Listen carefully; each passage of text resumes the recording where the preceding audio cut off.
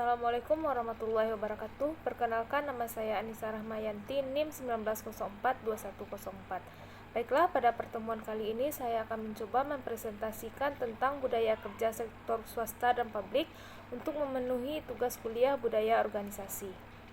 Baiklah, pertama kita akan membahas tentang budaya kerja sektor swasta. Studi kasusnya pada budaya kerja PT Unilever Indonesia. PT Unilever Indonesia telah tumbuh menjadi salah satu perusahaan yang terdepan untuk produk home dan professional care serta food and ice cream di Indonesia. Rangkaian produk Unilever Indonesia mencakup brand-brand ternama yang disukai masyarakat Indonesia seperti Pepsodent, Lux, Lifebuoy, Dove, Sunsilk, Clear, Rexona, Vaseline, Rinso, Molto, Sunlight, Walsh, Blueband, Reiko, Bango, dan lain-lain. Integritas merupakan nilai yang sangat fundamental bagi setiap individu dalam organisasi. Tanpa adanya integritas pada diri seseorang, maka sulit bagi seseorang untuk disiplin, bertanggung jawab atas tugas amanah yang diberikan kepadanya, yang pada akhirnya berakibat kepada tidak terwujudnya profesionalisme dan tidak tercapainya produktivitas serta tidak tercapainya tujuan organisasi. Pengembangan budaya kerja membangun integritas adalah sebagai salah satu alasan dalam rangka mengembangkan nilai integritas sehingga dapat mengembangkan perusahaan dengan lokasi yang berbeda. Nilai integritas yang ditanamkan menjadi komitmen bersama untuk berkembang lebih baik sehingga menjadi perusahaan yang besar dan selalu berkembang. Pengembangan budaya pengendalian mutu terpadu dimaksudkan guna menambah wawasan akan pentingnya kualitas dalam pelaksanaan setiap pekerjaan. Pengetahuan merupakan salah satu aset utama dalam suatu organisasi. Tanpa pengetahuan, maka suatu organisasi akan kehilangan kemampuan untuk berkompetensi.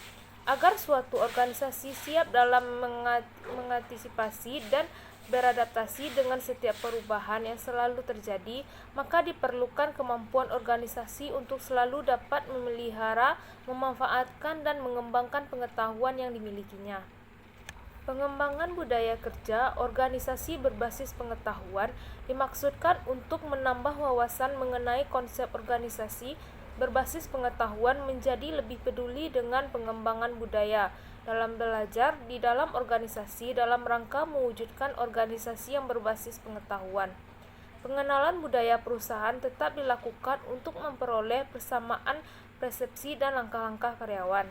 Keberhasilan Unilever dalam meningkatkan performa budaya organisasi memberikan kontribusi positif bagi Unilever Indonesia menjadi alasan bagi Unilever untuk lebih diminati produk-produknya oleh konsumen. Pemilihan produk yang inovatif dilakukan untuk menyesuaikan dengan gaya hidup dan budaya masyarakat. Pendekatan pluralisme budaya merupakan sebuah alternatif dalam kaitannya dengan reaksi sosial di antara kelompok-kelompok etnis dan kebudayaan. Pendekatan ini dapat dijadikan sebagai strategi pemecah konflik. Poin-poin penting mengenai budaya kerja Unilever yaitu yang pertama, memiliki hierarki organisasi yang jelas dan tanggung jawab masing-masing tugas dipegang oleh tenaga ahli dan pakar berbagai daerah karena area geografik. Yang kedua, suasana kantor terlaksana etnik dan anggun, serius dan seragam yang rapi, suasana hening dan irama klasik.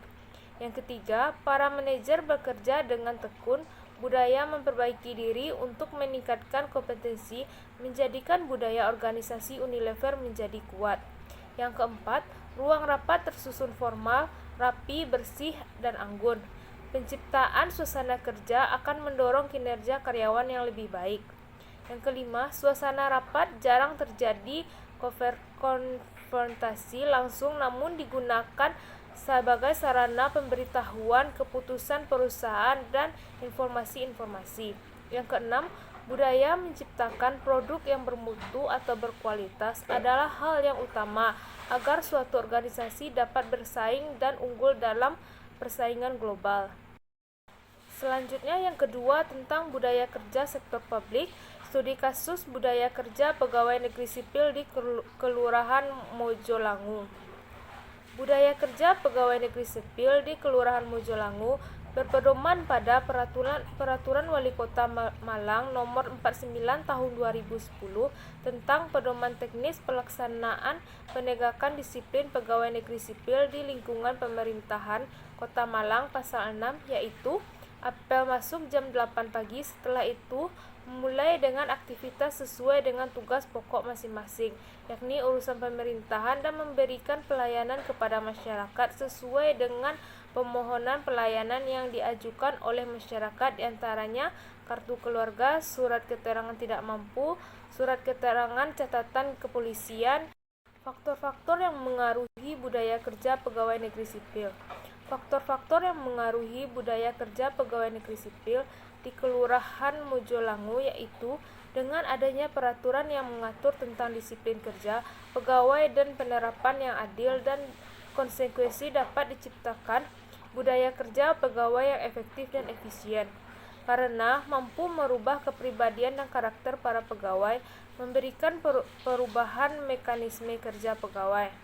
Hal ini juga didukung dengan peran kepemimpinan lurah dalam memberikan contoh hingga para pegawai dapat mengetahui dan meneladani lurah dalam aktivitas sehari-hari.